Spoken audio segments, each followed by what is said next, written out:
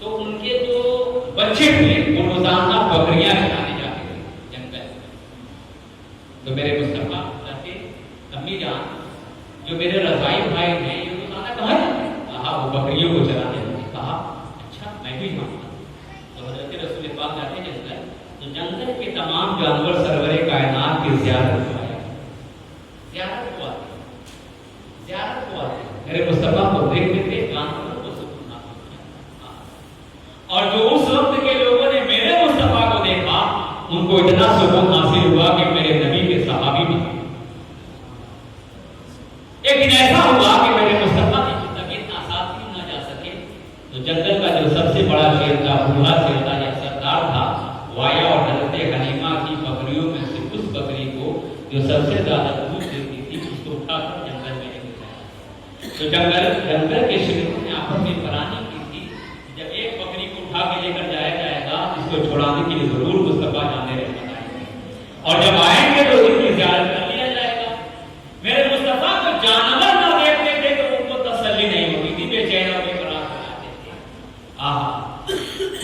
تو جب تمام بکریاں آئیں وہ بکری نہ آئی تو دائی حلیمہ نے کہا کہ بکری بچوں نے کہا اس بکری کو جنگل کا شیر اٹھا کے لے چلا گیا ہے.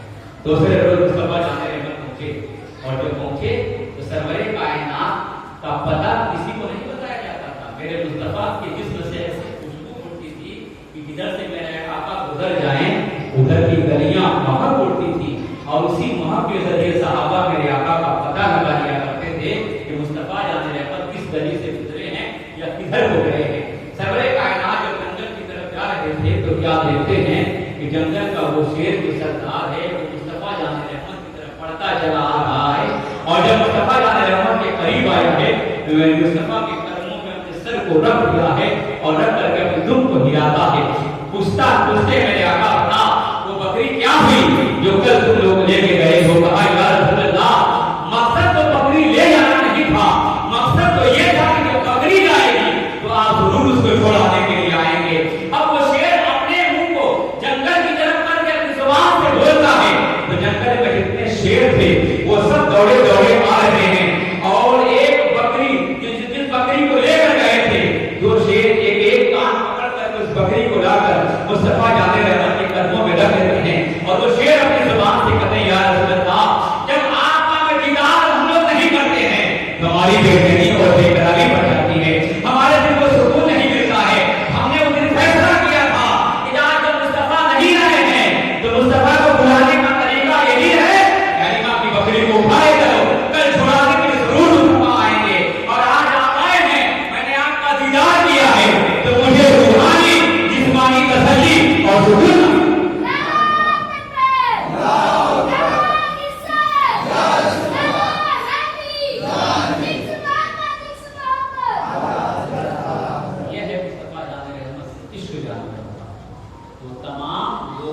زیادہ محبت کرنے کا جو حکم اور پیغام ہے وہ انسان ہے. بس ایک حدیث کا ٹکڑا سناتا ہوں اسی پر میرا کیا بات فرماتے ہیں لا یؤمن احدکم حتی اکون پہلے من والدہ و ولدہ والناس. تم میں کا اس وقت تک کوئی کامل مومن نہیں, کیا کام ہے مصطفیٰ نے, تم میں کا اس وقت تک کوئی کامل مومن نہیں ہو سکتا, کامل ایمان والا ہو نہیں سکتا جب تک کہ وہ سب سے زیادہ مجھ سے محبت نہ کرے یہاں تک کہ اپنے ماں باپ بھائی بہن دوست احباب اپنی اولاد سے زیادہ مجھ سے محبت کرے. مگر محبت کا درجہ قرآن اور حدیث کی سنت سے سکھتا ہے.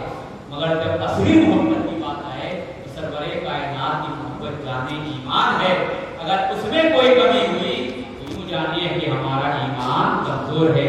یہی وجہ تو ہے کہ حضرت یوسف علیہ السلام کو عورتوں نے ان کے عشق میں گم ہو کر لیمو کاٹنے کے بجائے اپنے انگلیوں کو کاٹ لیا تھا. مگر عرب کے لوگ محبت مصطفیٰ میں اتنے گم ہوئے کہ اپنے سر کو کٹانے کے لیے تیار ہو گئے تھے. تو پتہ چلا کہ سرور کائنات کی محبت ہمارے ایمان کی اصلی پختہ دلیل ہے. اللہ پاک کی بارگاہ میں دعا ہے مولا ہم سب کو آقا علیہ السلام کی محبت میں جینے مرنے کی توفیق عطا فرمائے اور ہم سب کا خاتمہ اسلام اور ایمان پر نصیب فرمائے. ہم لوگوں کو نماز پر جگانا ادا کرنے کی توفیق توفیق عطا فرمائے. مولا بولنے میں کوئی کمی اور غلطی ہو تو میں توبہ کرتا ہوں اور پڑھتا ہوں استغفر اللہ ربی من کل ذنب واتوب الیہ اشہد ان لا الہ الا اللہ واشہد ان محمدا عبدہ